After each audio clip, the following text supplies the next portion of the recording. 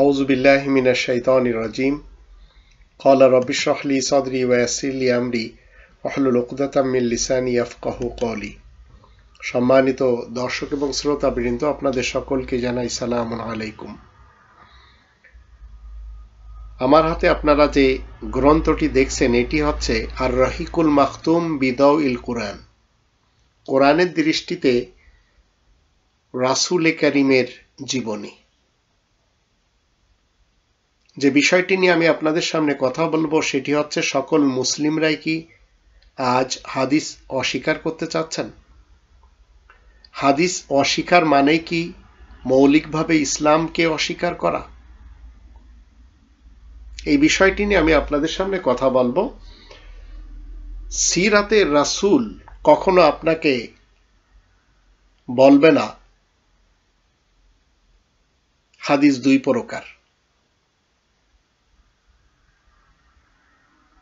মুতাওয়াতির এবং আহাদ। সিরাতে রাসূল কখনো আপনাকে বলবে না আহাদ হাদিস তিন প্রকার, মাশহুর, আজিজ, গরীব। সিরাতে রাসূল আপনাকে কখনো শিক্ষা দিবে না শাজ কি, কিয়াস কি, তাকলিদ কি, ইজতিহাদ কি, শরিয়াত কি, মাযহাব কি, নাজর কি, আম কি, খাস কি, ইজমা কি, মুসনাদ কি, ফিকহ কি, আসল কি, ফারা কি, ওয়াজিব কি, মানদুব কি, মাহজুর কি, মাকরুহ কি, ফতোয়া কি, নাসিখ কি, মানসুখ কি, মুতাল্লাক কি, মুতলাক, আবার মুকাইয়াদ কি, হাকিকাত এবং মাজাজ কি। এইসব জিনিস সিরাতে রাসূল থেকে আমরা পাবো না, তবে সিরাতে মুহাম্মদ ইবনে আব্দুল্লাহ থেকে পাই। তার অনুসারীরা এইগুলি সব তৈরি করেছে। আর মুহাম্মদুর রাসূলুল্লাহকে যারা মেনে চলে তারা মুমিন এবং মুসলিম হয়। আর মুহাম্মদ ইবনে আব্দুল্লাহ ইবনে আব্দুল মুত্তালিব বিন হাশিমকে যারা মেনে চলে তারা মুসলমান, শিয়া, সুন্নি এবং সালাফি হয়। এই কোরআন আমাদেরকে কখনো নিজের বাহিরে যেয়ে সিরাতে রাসূল পড়ার কথা বলবে না। তো আমার হাতে যে গ্রন্থটি দেখছেন এটি হচ্ছে সিরাতে রাসূল করিম আর রহিকুল মাখতুম বিদাউইল কুরআন। এর ভিতরে কখনো আপনি পাবেন না মুহাম্মদ ইবনে আব্দুল্লাহ ইবনে আব্দুল মুত্তালিব বিন হাশিম সাহেবের সিরাত। এখানে পাবেন মুহাম্মদুর রাসূলুল্লাহর সিরাত। মুহাম্মদ ইবনে আব্দুল্লাহ সাহেবের নামে যা কিছু তৈরি করা হয়েছে সেসবের মাঝে রাবির সংখ্যা বিচারে হাদিসকে দুই প্রকার বানানো হয়েছে। কার হুকুমে বানানো হয়েছে? আল্লাহ তাআলার হুকুমে না। তাহলে কার হুকুমে? ইবলিস এবং শায়াতিনদের হুকুমে। এক নম্বরে মুতাওয়াতির আর দুই নম্বরে আহাদ। মুতাওয়াতির কাকে বলা হয়? বৃহৎ সংখ্যক রাবির বর্ণিত হাদিস, মিথ্যার ব্যাপারে যাদের উপর একাট্টা হওয়া অসম্ভব, সনদের শুরু থেকে শেষ পর্যন্ত এই সংখ্যা বিদ্যমান থাকলে হাদিসকে বলা হয় মুতাওয়াতির হাদিস। এই হাদিসের কোনো একটি এখন সৌদি আরবের যে বাদশাহ মোহাম্মদ বিন সালমান মানে না।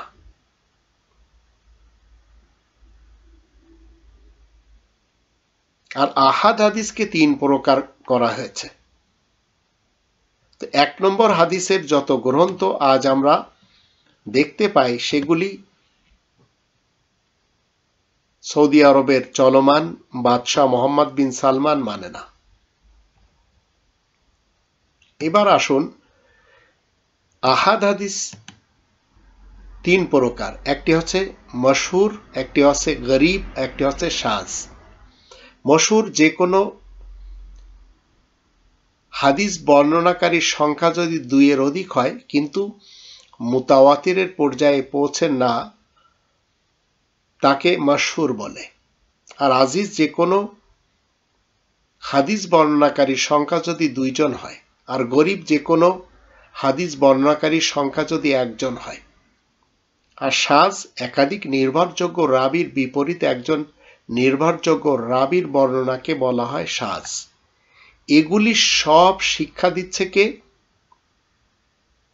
যারা ইতিহাসের মোহাম্মদ ইবনে আবদুল্লাহ সাহেবকে মেনে চলে, তাদের এক অংশ।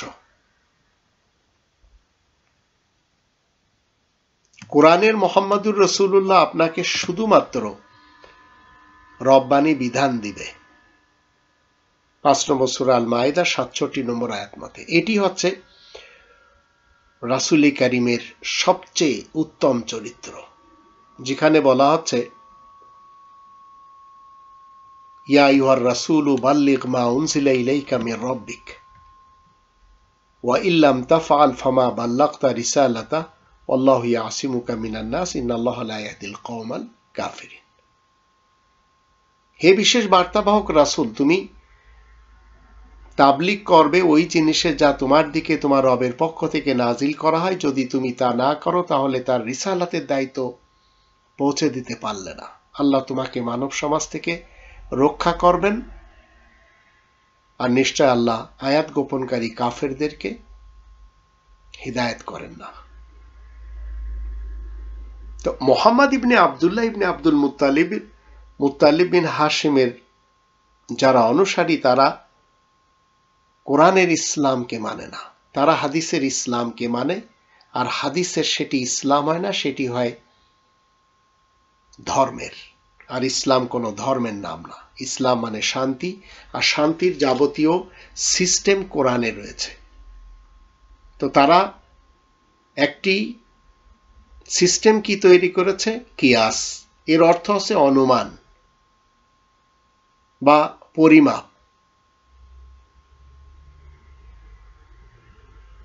তো কিয়াস যারা মেনে চলে তারা মুসলমান। আর তাকলিদ, দলিল উল্লেখ ছাড়াই কোনো ব্যক্তির মতামতকে যারা গ্রহণ করে তাদেরকে বলা হয় এরা তাকলিদ করে, কারণ এরা মুকাল্লিদ। আর ইজতিহাদ, উদ্দিষ্ট জ্ঞান অর্জনের প্রচেষ্টা চালানোকেই ইজতিহাদ বলে। আর এই জ্ঞানগুলি কোরআনের না। এই জ্ঞানগুলি যারা আরব ইতিহাসের মোহাম্মদ ইবনে আবদুল্লাহ ইবনে আব্দুল মুত্তালিব বিন হাশিম সাহেবের নামে বিভিন্ন ধর্মের সেক্টর তৈরি করেছেন, তাদের এগুলি মতবাদ। আর তাদের দৃষ্টিতে আরেকটি মতবাদ আছে শরিয়াত, অর্থাৎ আইন, বিধান, পথ, পন্থা। আর তাদের শরিয়াতের উৎস হচ্ছে কোরআন, হাদিস, ইজমা, কিয়াস।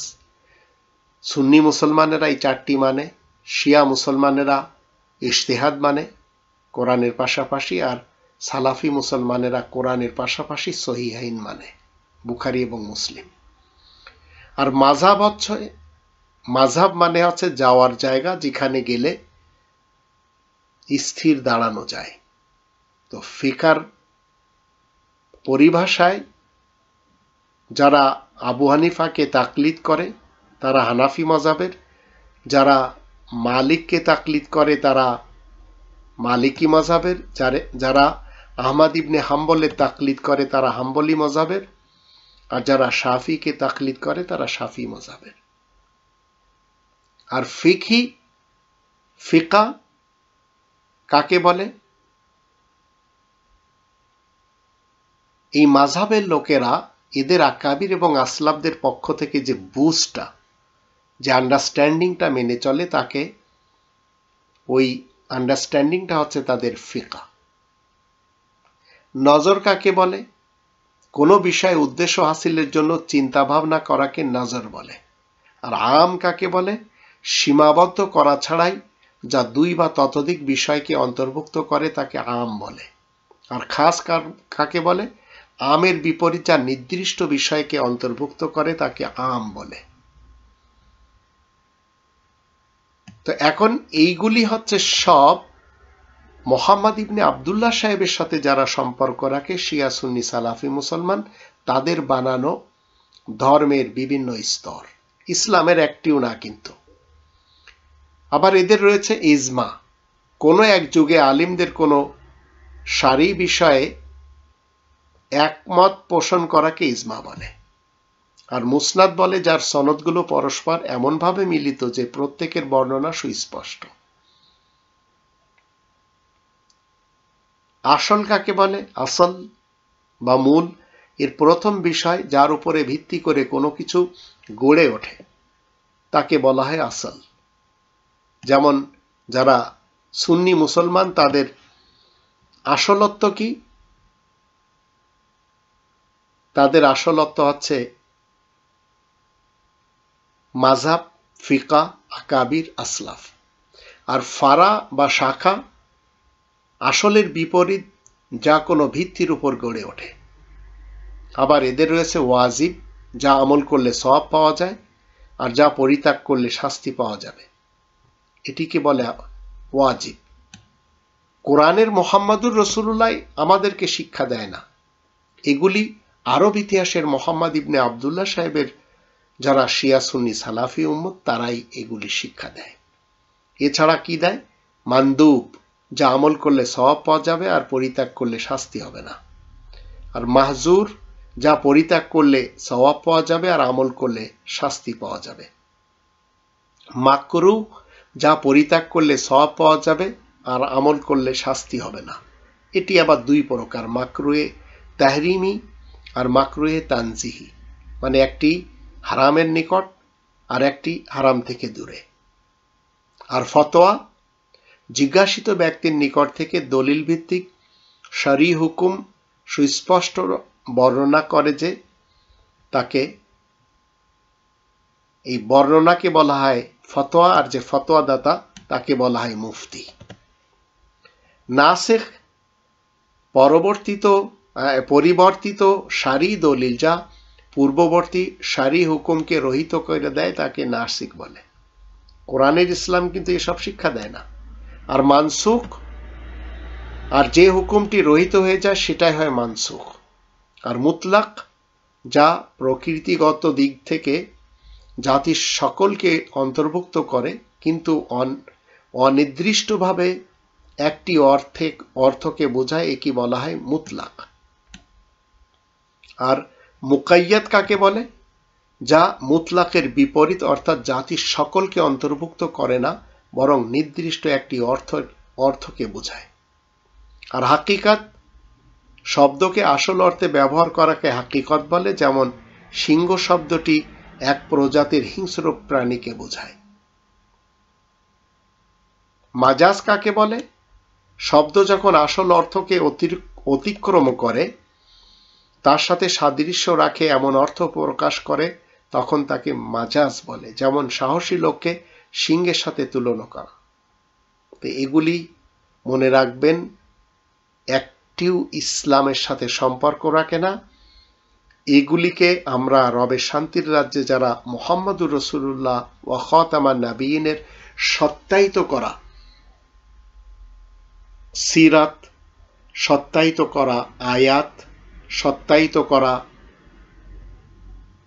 ইসলামের সেক্টরগুলি মেনে চলি।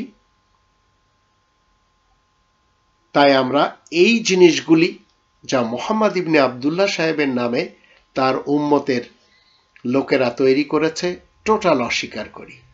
আর এগুলি মৌলিকভাবে ইসলামকে অস্বীকার করা নয়, যেটি মানুষেরা মনে করে। কোরআন আমাদেরকে মূলত যে শিক্ষাটি দেয় সে শিক্ষা হলো, আপনাকে আমাকে কোরআন শিক্ষা দেয় মুহাম্মদুর রাসূলুল্লাহর মাধ্যম দিয়ে। 4 নম্বর সূরা আন-নিসার 87 আয়াতে আল্লাহু লা ইলাহা ইল্লাহু লা ইয়াজমাআন্নাকুম ইলা ইয়াউমিল কিয়ামাতি লা রাইবা ফীহি ওয়া মান আসদাকু মিনাল্লাহি হাদিসা। আল্লাহ, যিনি ছাড়া আর তো কোনো আইনদাতা নেই, আল্লাহ নিশ্চয় তোমাদেরকে কিয়ামতের দিনের দিকে সবাইকে একত্রিত করবেন, এতে কোনো সন্দেহ নেই।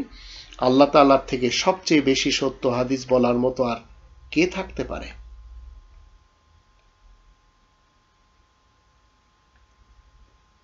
কোরআনের এই বিধান থেকে মুহাম্মদুর রাসূলুল্লাহর মাধ্যম দিয়ে আমরা কি জানলাম? আমরা জানলাম যে আল্লাহ থেকে সবচেয়ে সত্য হাদিস বলার আর কেউ নেই। তো আল্লাহ তাআলার হাদিসগুলি সব কোরআনে 39 নম্বর সূরা জুমারে 23 নম্বর আয়াত মতে সবগুলি হচ্ছে আহসানাল হাদিস। তো আহসানাল হাদিস যখন আপনি মানবেন তখন এর বিপরীত লাহওয়াল হাদিসকে আপনি অমান্য করবেন, যদি রবের শান্তির রাজ্যে আপনি মুমিন মুসলিম হওয়ার দাবি করেন তাহলে। তো কোরআনের 4 নম্বর সূরা নিসার 80 নম্বর আয়াতে বলা আছে, মাই ইউতিইর রাসূলা ফাকাদ আতা আল্লাহ ওয়া মান তাওয়াল্লা ফামা আরসালনাকা আলাইহিম হাফিযা। যে কেউ বিশেষ বার্তাবাহক রাসূলের অনুসরণ করেছে সে তো আল্লাহ তাআলার অনুসরণ করলো। যদি কেউ অবাধ্য হয় তাহলে তোমাকে তো আর তাদের জন্য রক্ষক হিসেবে পাঠাইনি। তো এই সূরার 4 নম্বর সূরা আন-নিসার 82 নম্বর আয়াতে আল্লাহ বলেন, আফালা ইয়াতাদাব্বারুনাল কুরআন ওয়ালাউ কানা মিন ইনদি গায়রিল্লাহি লাওয়াজাদু ফি ইখতিলাফান কাসীরা। তাহলে মানুষেরা আল কোরআন সম্পর্কে একটু গবেষণা কি করবে না? এই কোরআন যদি আল্লাহ ছাড়া আর কারোর কাছ থেকে আসতো তাহলে এই কোরআনের মধ্যে অনেক মতবিরোধ পাওয়া যেত। তো যারা আজ পৃথিবীতে রব্বানি বিধানকে ছেড়ে মানুষের লেখা বিধান, মানুষের তৈরি করা হাদিস, ফিকা, উসুল, ইজমা, কিয়াস, সিরাত, শানে নুজুল, তাফসির এগুলি নিয়ে ব্যস্ত রয়েছে, এরা সবাই নিজেদের হৃদয়ে তালা লাগিয়ে রেখেছে।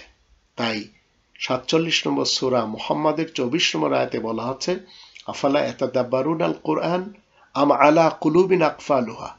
মানুষেরা কি কোরআন নিয়ে গবেষণা মোটেই করবে না, না তাদের হৃদয়ে তালা লাগানো রয়েছে? তো যাদের হৃদয়ে তালা লাগানো রয়েছে তারাই আজ সিয়ায় সিত্তা, কুতুবে আরবা এবং আরো যত হাদিসের আর ফিকার আর ফতোয়ার গ্রন্থ রয়েছে এইসবের পিছনে ছুটছে, ফাজাইলের গ্রন্থের পিছনে ছুটছে, ফয়জানের গ্রন্থের পিছনে ছুটছে, রুহানি খাজাইনের দিকে ছুটছে, ফলসফার দিকে ছুটছে। বেদ, পুরাণ, মহাভারত, রামায়ণ, গীতা, উপনিষদ এসবের পিছনে ছুটছে। গুরুগ্রন্থ, ত্রিপিটক, আবেস্তা, বাইবেল এসবের পিছনে ছুটছে। আল্লাহ বলেন এদের হৃদয় তালা লাগানো, তাই এরা অনেকেই প্রায় 200 কোটি লোক মুহাম্মদ ইবনে আব্দুল্লাহ সাহেবের ইতিহাসের দিকে, হাদিসের দিকে, তার খেয়াল এবং ধারণার দিকে ছুটছে, আর কোরআনের মুহাম্মদুর রাসূলুল্লাহর সিরাত থেকে এরা সবাই দূরে সরে আছে। তাই কোরআনের মুহাম্মদুর রাসূলুল্লাহর দিকে এরা আসতে চায় না। কারণ কোরআনের মুহাম্মদুর রাসূলুল্লাহ সম্পর্কে আল্লাহ বলেন 28 নম্বর সূরা আল কসাসের 85 নম্বর আয়াতের শুরুতে বলা আছে, ইন্নাল্লাযী ফারাদা আলাইকাল কুরআন, নিশ্চয় সেই সত্তা তোমার উপরে আল কোরআনকে ফরজ করেছেন। তো আসুন আমরা প্রত্যেকেই নিজ নিজ জায়গায় আল কোরআনকে ফরজ জেনে সেই মতে আমল করার চেষ্টা করি, তাহলে আমরা মুহাম্মদুর রাসূলুল্লাহর অনুসারী হব। অন্যথায় হাদিস মেনে, ফিকা মেনে, উসুল মেনে যদি আপনি চলেন, ফলসফা মেনে যদি চলেন, তাহলে আপনি হবেন মুহাম্মদ ইবনে আব্দুল্লাহ সাহেবের অনুসারী।